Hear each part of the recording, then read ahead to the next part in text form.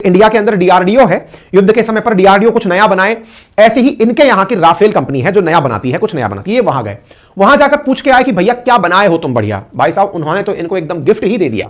साथियों कहते हैं कि युद्ध के काल में सबसे महत्वपूर्ण खोज होती है, नए इन्वेंशंस और नई चीजें बनाई जाती हैं। और ये मैं नहीं, वर्ल्ड वॉर गवाह हैं इस बात के कि फर्स्ट वर्ल्ड वॉर से सेकंड वर्ल्ड वॉर के बीच में जो 20 साल का दौर था, इसमें जितने इन्वेंशंस हुए हैं, कहते हैं कि वर्ल्ड वॉर का सकारात्मक प्रभाव अगर कोई पूछे कि क्या रहा, तो बोले खोज गिना देना। मतलब इतनी सारी खोजें हुई हैं उस 20 साल के अंदर, नए नए आविष्कार। जर्मनी ऐसे ही थोड़ी खड़ा हो गया था, बहुत सारे उसने आविष्कार किए थे। ऐसे ही आविष्कारों में इसका नाम भी जोड़ दिया जाएगा। आपको पता तो है कि इजराइल ने आयरन डोम बना रखा है जो कि हमास की तरफ से आए हुए हमलों को रोक लेता था, लेकिन वो कम दूरी से और कम ऊंचाई से आते थे, उनसे कोई दिक्कत होती नहीं थी। लेकिन इन दिनों इजराइल ने एक बड़ी चुनौती देखी, और वो क्या थी कि यमन वाले यमन में बैठ करके इजराइल पर गोला दाग रहे हैं, और संभव है कि कभी ईरान वहां से बैठा बैठा इन पर गोला दाग दे। भाई साहब इनके राफेल ने एक नई चीज बना डाली है, और क्या बना दिया है? आयरन डोम तो है ही, अब इन्होंने एक एरो नाम का भी डिफेंस सिस्टम बना दिया है। आवश्यकता आविष्कार की जननी है, या कहिए युद्ध आविष्कार की जननी है, और यहां पर नेतन्याहू ने इनका बाकायदा जाकर डेमो ले लिया है। एरो एरियल डिफेंस सिस्टम नाम का एक ऐसा सिस्टम इन्होंने बना लिया है इस युद्ध के काल में। हालांकि खोज पहले से चल रही होगी, जो अब इन्होंने बना लिया है, बिल्कुल है अपने S-400 की तरह। जैसे S-400 में 400 का मतलब है 400 किलोमीटर दूर से आ रही मिसाइल को टारगेट करना, S-500 का मतलब है 500 किलोमीटर दूर से आ रही मिसाइल को टारगेट करना। पता है ये क्या बना दिए हैं? 2000 किलोमीटर दूर से आ रही मिसाइल को टारगेट करने का सिस्टम बना दिए हैं, जिसका नाम है एरो सिस्टम।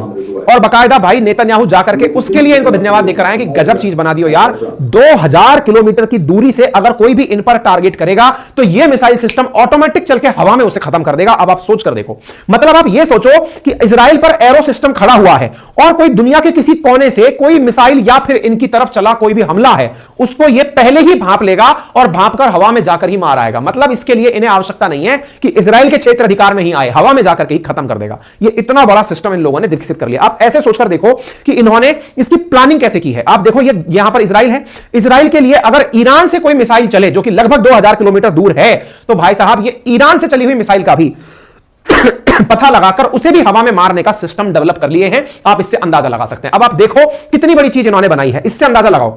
जो इनका आयरन डोम सिस्टम है ना, आयरन डोम सिस्टम मात्र 70 किलोमीटर तक सुरक्षा देता है। आप इससे अंदाजा लगाइए। और इन्होंने जो एरो बनाया है, ये 2000 किलोमीटर तक सुरक्षा दे सकेगा। मतलब आप ये सोचो कि जो लोअर अर्थ ऑर्बिट में सैटेलाइट्स चल रही होती हैं, इनका यह एरो सिस्टम जमीन से सैटेलाइट तक को मार गिराएगा। इन्होंने ऐसी चीज बना ली है। मतलब जहां हम ये सोच रहे थे कि इजराइल तो इस चीज में व्यस्त है, कोई नई खोज कैसे करेगा, इसने खोज के नाम पर तहलका मचा दिया। अमेरिका ऐसे ही पागल नहीं है इजराइल के पीछे। दुनिया में जितने बड़े आविष्कार उनके पीछे यहूदी हैं। चाहे फेसबुक वाले भैया ले लो, चाहे एप्पल के 3 वाले कैमरे ले लो, चाहे इसके अंदर लगा मदरबोर्ड ले लो, ये सब यहूदियों की देन है।